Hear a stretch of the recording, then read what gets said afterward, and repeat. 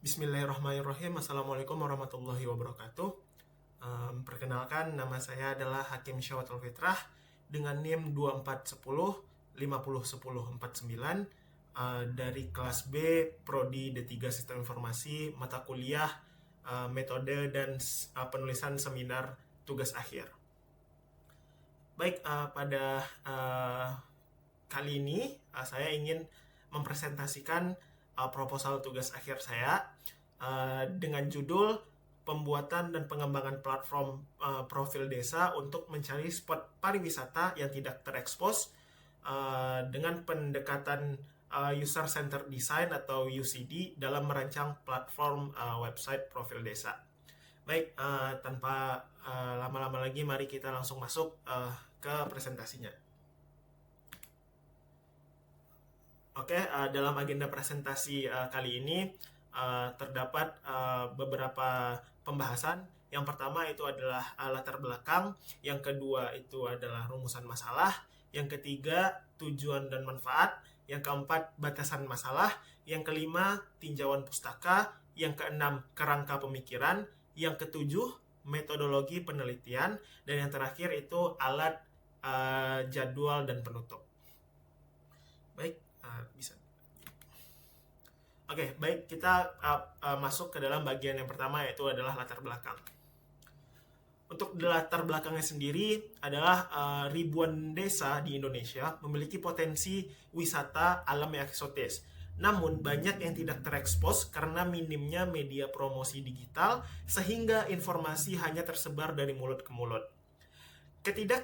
Ketidaktersediaan informasi ini berarti hilangnya kesempatan desa meningkatkan pendapatan asli desa atau PA desa di luar dana transfer APBN yang sering tidak mencukupi kebutuhan pembangunan daerah. Solusi seperti Google Maps atau Instagram belum cukup karena informasi tersebar dan tidak dikelola mandiri oleh desa. Penelitian ini mengusulkan platform profil desa berbasis UCD sebagai studi kasus suatu desa wisata.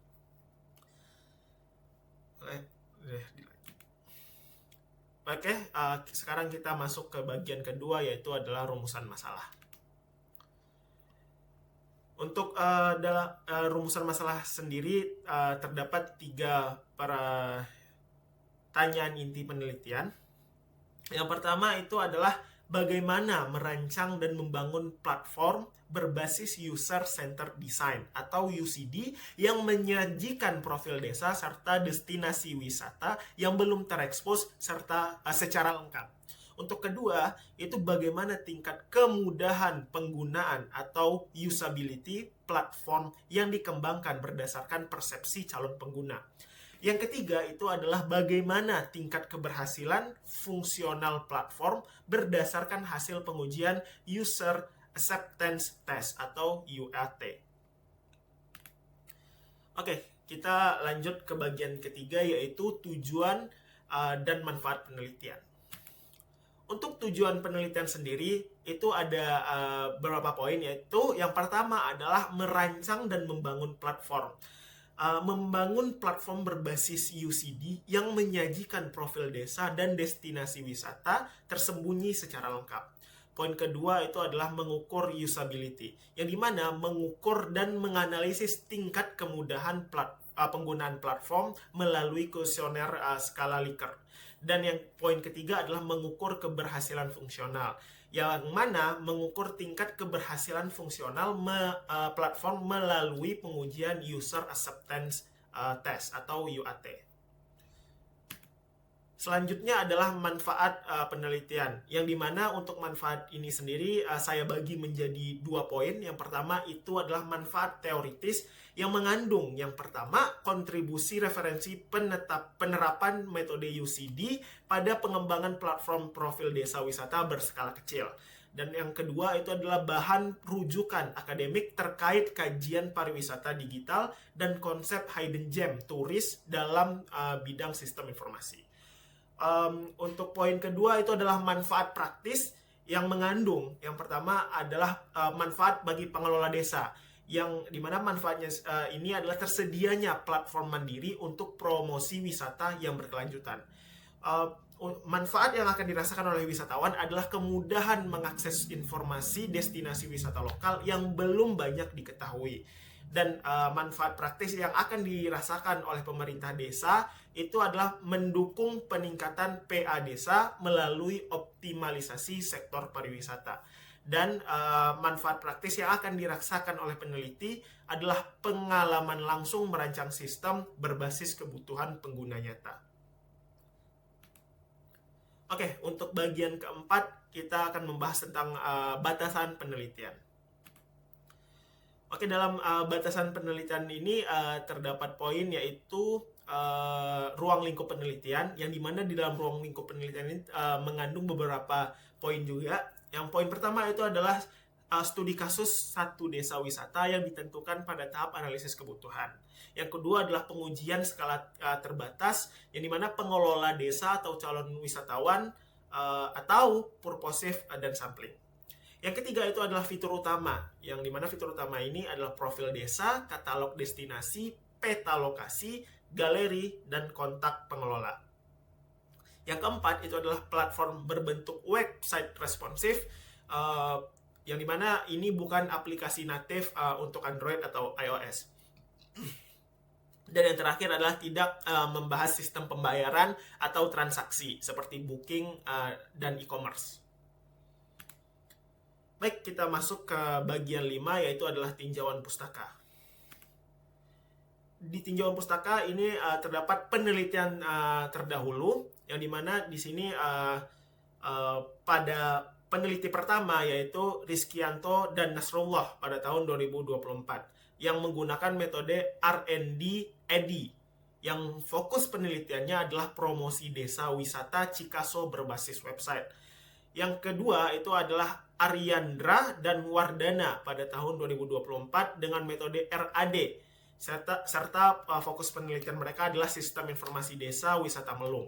Yang ketiga itu adalah Mardinata dan kawan-kawan pada tahun 2023 menggunakan metode deskriptif kualitatif, yang fokus penelitiannya adalah transformasi digital layanan publik desa. Dan peneliti yang keempat itu adalah jurnal Sikom KB pada tahun 2024 dengan menggunakan metode DevOps. Fokus penelitiannya adalah virtual tour 360 derajat sebagai media promosi. Dan peneliti terakhir yang saya temukan itu adalah Riyadi pada tahun 2023 dengan metode UCD dan Web 4.0, Web Qual 4.0, dan fokus penelitiannya adalah evaluasi sistem ASI desa wisata Cigrek. Nah, untuk poin selanjutnya itu adalah research gap, yang dimana di sini terdapat 3 poin. Yang pertama itu adalah minimnya fokus pada user experience. Penelitian terdahulu berfokus pada sistem informasi desa secara umum tanpa menjadikan UX sebagai dasar perancangan sejak awal. Dan untuk poin kedua itu adalah belum adanya konsep hidden gem terpadu, yang dimana belum ditemukan platform yang memadukan profil desa dan pencarian destinasi wisata tersembunyi yang dikelola mandiri. Dan yang ketiga itu adalah UCD belum digunakan sejak awal, di mana UCD atau User Centered Design pada penelitian sebelumnya itu baru digunakan sebagai alat evaluasi, bukan pendekatan perancangan sistem secara penuh. Baik, untuk landasan teorinya di sini terdapat 6 poin. Yang pertama itu adalah User Centered Design atau UCD, yang dimana ini adalah pendekatan desain yang menempatkan kebutuhan pengguna sebagai pusat. Yang kedua itu adalah sistem informasi berbasis web, di mana sistem penyimpanan dan penyajian informasi yang diakses melalui browser dan bisa dilakukan kapan saja. Yang ketiga itu adalah pariwisata digital dan hidden gem, di mana pemanfaatan TI untuk promosi wisata, termasuk destinasi yang belum banyak diketahui atau dikenal. Yang ketiga itu adalah metode Moskow, yang dimana ini adalah teknik prioritisasi kebutuhan, yang dimana itu adalah must, should, could, want, dan won't have. Yang selanjutnya adalah user acceptance test, di mana ini adalah pengujian oleh pengguna akhir untuk mengukur penerimaan sistem secara nyata. Dan yang terakhir adalah skala Likert dan statistik deskriptif. Di sini digunakan untuk pengukuran persepsi pengguna yang diolah menjadi data perspektif kuantitatif. Oke, selanjutnya kita masuk ke dalam kerangka pemikiran. Di dalam kerangka pemikiran ini terdapat poin yaitu alur penelitian. Di sini kita mulai alur penelitiannya pada latar belakang, yaitu adalah wisata desa yang tidak terekspos. Dan masuk ke rumusan masalah, yaitu kebutuhan platform berbasis UCD atau User Centered Design. Yang ketiga itu adalah tujuan, di mana tujuannya adalah membangun platform profil desa. Dan selanjutnya itulah pendekatan UCD, yang dimana ada 5 tahap analisis sampai finalisasi. Dan hasil akhirnya adalah platform profil desa wisata. Baik, kita masuk kepada bagian yang ketujuh, yaitu adalah metodologi penelitian. Baik, pada metodologi penelitian terdapat poin yaitu jenis penelitian, populasi, dan sampel. Di sini kita langsung masuk ke poin jenis penelitian. Research and Development atau R&D membangun dan menguji efektivitas sistem berbasis web dengan pendekatan User Centered Design atau UCD yang berorientasi pada kebutuhan dan pengalaman pengguna akhir sejak tahap perencanaan awal. Dan kita masuk ke poin populasi dan sampel, yang dimana ini populasinya mencakupi pengelola atau perangkat desa, masyarakat lokal, dan calon wisatawan. Untuk teknik samplingnya sendiri adalah purposive sampling berdasarkan kriteria relevan, dan estimasi respondennya itu adalah 3-5 pengelola desa dan 30-50 calon wisatawan. Baik, poin selanjutnya itu adalah tahapan penelitian, yang dimana tahapan penelitian ini terdapat 5 poin. Yang pertama itu adalah analisis konteks dan kebutuhan, yang dimana mencakup observasi lapangan serta wawancara terstruktur dalam menentukan studi kasus desa. Yang kedua itu adalah perancangan sistem yang mengandung arsitektur data, flowchart, wireframe, dan prioritisasi fitur atau Moskow. Yang ketiga itu adalah pengembangan sistem yang mengandung membangun front end, back end, basis data, serta fitur peta lokasi. Dan yang keempat itu adalah pengujian dan evaluasi yang mengandung black box testing pada user acceptance test atau UAT bersama responden. Dan yang terakhir adalah perbaikan dan finalisasi yang mengandung penerapan hasil evaluasi dan finalisasi produk akhir platform. Baik, kita masuk ke poin pengumpulan dan analisis data. Untuk pengumpulan data sendiri terdapat teknik yang digunakan, yaitu adalah teknik observasi, yang dimana kita mengamati kondisi nyata desa dan destinasi wisata di lapangan. Yang kedua itu adalah wawancara terstruktur, yang dimana dilakukan dengan pengelola desa dan calon wisatawan. Dan yang ketiga itu adalah kuesioner, yang dimana kita mengukur usability dan kepuasan pengguna dengan skala Likert. Oke, untuk teknik analisis data, kita menggunakan analisis kebutuhan Moskow, yang dimana klasifikasi fitur ke 4 kategori prioritas pengembangan. Dan yang teknik analisis data kedua itu adalah uji validitas dan reliabilitas. Uji validitas dan reliabilitas, yang dimana data yang dikumpulkan akan dicek kebenarannya. Dan yang ketiga itu adalah analisis fungsional dan deskriptif, di mana persentase keberhasilan tugas atau UAT dan statistik deskriptif kuesioner. Oke, kita masuk ke bagian 8, yaitu alat, jadwal, dan penutup. Baik, untuk alat dan teknologi atau tools yang digunakan dalam pengembangan ini ada beberapa poin, ada beberapa alat yang kita gunakan. Yang pertama itu adalah React.js sebagai front-end framework. Yang kedua itu adalah Redux Toolkit, yang dimana sebagai state management. Yang ketiga itu adalah Laravel atau PHP, yang digunakan sebagai back-end framework. Yang keempat itu adalah MySQL yang digunakan sebagai basis data. Yang kelima adalah Livat atau Maps API yang digunakan sebagai peta dan lokasi. Selanjutnya adalah Figma yang digunakan untuk UI dan UX.